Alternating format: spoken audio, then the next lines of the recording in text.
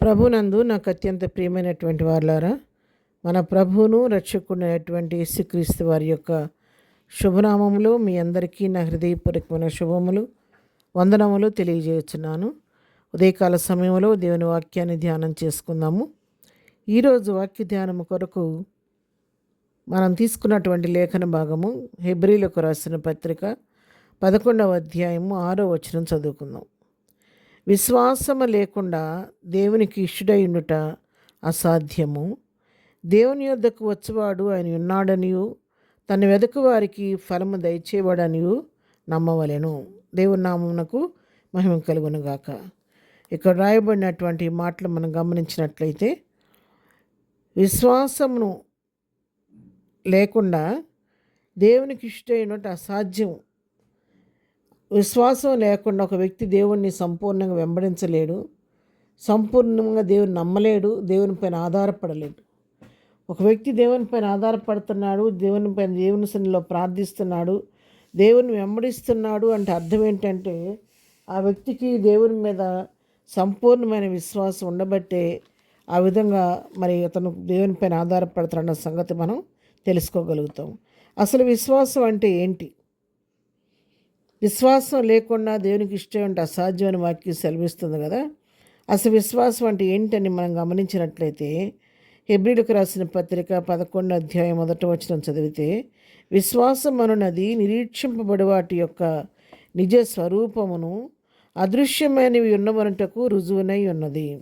విశ్వాసం అంటే ఏంటంటే, దేని గురించి మనం నిరీక్షిస్తున్నామో ఆ నిరీక్షించబడి వాటి యొక్క నిజ స్వరూపమును, మన కంటికి కనబడినటువంటి వాటిని అదృశ్యమైనవి ఉన్నవనంటకు రుజువునై ఉన్నది. మన కంటికి కనబడిన దాని గురించి అది ఉన్నదని నమ్మి విశ్వసించటమే విశ్వాసము.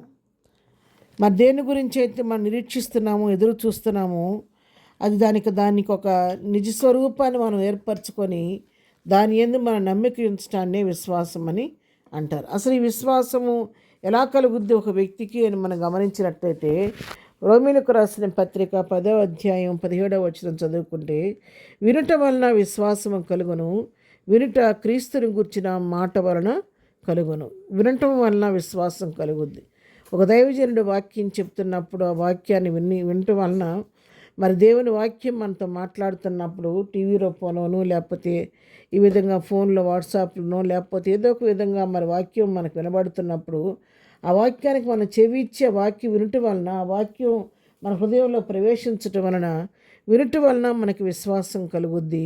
ఆ వినుట అనేది కూడా దేవుని గురించినటువంటి మాట వలన మాత్రమే కలుగుద్దంట. కాబట్టి వినటం వలన, దేవుని వాక్యాన్ని వినటం వలన, చదవటం వలన, ధ్యానించటం వలన మనలో విశ్వాసం పెంపొందుతూ ఉంటుంది.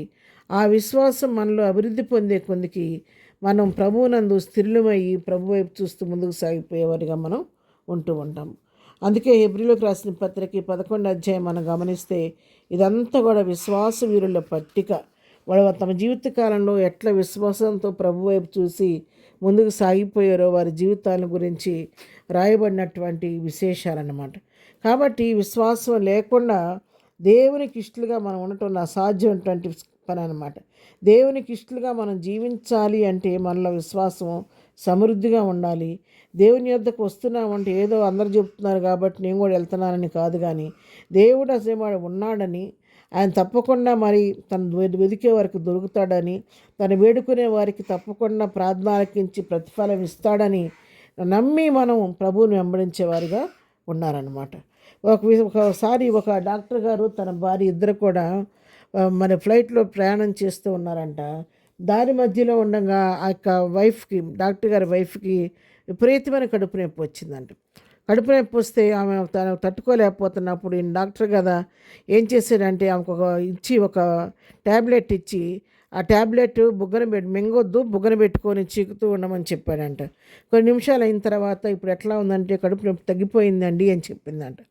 వాస్తవానికి ఆయన ఇచ్చినటువంటి ఆ డాక్టర్ గారికి ఆమెకి ఇచ్చింది ఏంటంటే తన షర్ట్కి ఉన్నటువంటి బటన్ తీసి ఇచ్చాడు, కానీ ట్యాబ్లెట్ ఏమి ఇవ్వలేదు. కానీ ఇలా తగ్గింది కడుపు నొప్పి అంటే నా భర్త డాక్టర్ నాకు మెడిసిన్ ఇచ్చాడు, ఆ మెడిసిన్ ద్వారా నాకు మేలు జరిగిందని ఆమె నమ్మటం వలన ఆ కార్యం జరిగింది. కానీ వాస్తవానికి ఆమె ఏ ట్యాబ్లెట్ కూడా యూజ్ చేయలేదు. అక్కడ ఆయన ఏమి ఇటు తోచని పరిస్థితిలో తన షర్ట్కు ఉన్నటువంటి బటన్ తీసి ఆమెకి ఇచ్చాడండి. విశ్వాసం అనేది అంత గుడ్డిగా అట్లా ఉంటుంది. అట్లా ప్రభు పైన మనం కూడా ప్రభువు పైన నమ్మి విశ్వాసం సాగిపోతే అద్భుతాలు ఆశ్చర్యకరమైన మన జీవితంలో చేస్తాడు. ప్రార్థన.